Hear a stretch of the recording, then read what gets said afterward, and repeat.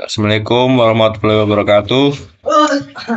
Perkenalkan, nama saya Bintang Fauzan Raya 3 dari kelas TIB NIM 225201006.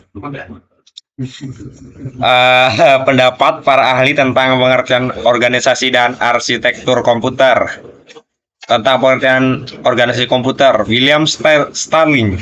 Menurut William Starling, organisasi komputer mengacu pada cara di mana komponen fisik sistem komputer diatur, dipadukan, dan berinteraksi untuk menjalankan fungsi-fungsi yang diperlukan. Organisasi komputer mencakup aspek-aspek seperti struktur internal dari CPU, penyimpanan data, komunikasi antar komponen, serta perangkat keras dan perangkat lunak yang digunakan dalam sistem komputer. Menurut Andrew S. Tannenbaum,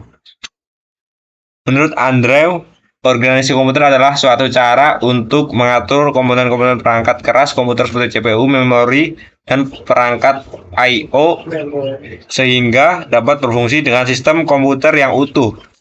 Organisasi komputer melibatkan perancangan dan pengaturan struktur internal komputer dan pencapaian tujuan yang diinginkan, seperti kinerja yang optimal, efisien, penggunaan sumber daya, dan keandalan sistem. Tentang pengertian arsitektur komputer, menurut John L. Hannessy dan David A. Patterson, menurut mereka, arsitektur komputer adalah tata letak terkoneksi dan cara kerja komponen-komponen perangkat keras komputer.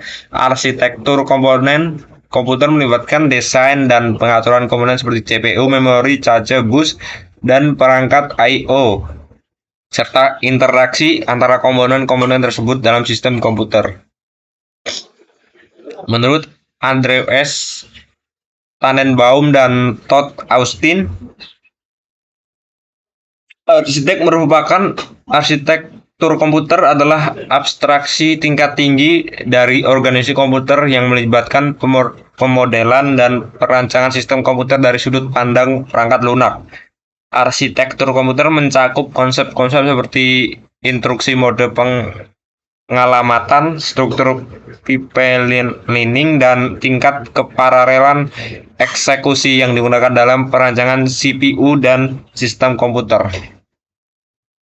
Bagian-bagian komputer dan perbedaan komputer dari generasi pertama hingga saat ini. Bagian-bagian komputer dari beberapa komponen utama. Yang pertama, CPU. Central Processing Unit merupakan otak dari komputer yang bertanggung jawab dalam melakukan pemrosesan data, menjalankan instruksi-instruksi dari pemrograman. 2. Memori. Terdapat penyimpanan data, tempat penyimpanan data, dan instruksi yang sementara atau tetap. Memori dapat dibedakan menjadi RAM, Random Access Memory, dan ROM, Read Only Memory. I/O, Input Output, merupakan antarmuka komputer yang berfungsi untuk menerima data masukan input dari pengguna dan menghasilkan data keluaran output untuk ditampilkan pada pengguna.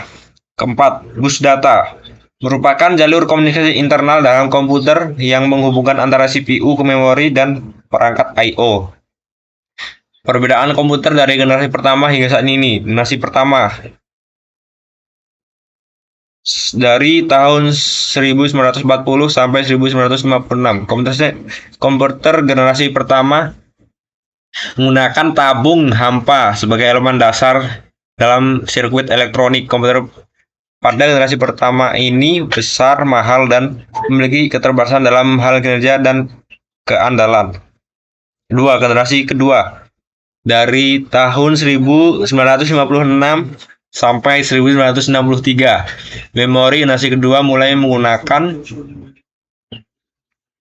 transistor sebagai pengganti tabung hampa sehingga menjadi lebih kecil, lebih murah, dan lebih andal dan dalam hal kinerja. 3. Generasi ketiga dari tahun 1964 hingga 1971. Komputer generasi ketiga menggantikan transistor dengan sirkuit terpadu (integrated circuit) atau IC yang memungkinkan komputer menjadi lebih kompak, efisien, dan mudah diproduksi.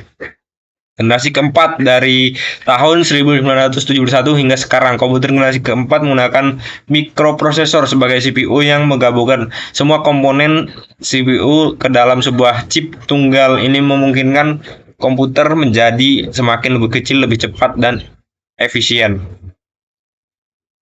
Sekian dari saya. Wassalamualaikum warahmatullahi wabarakatuh.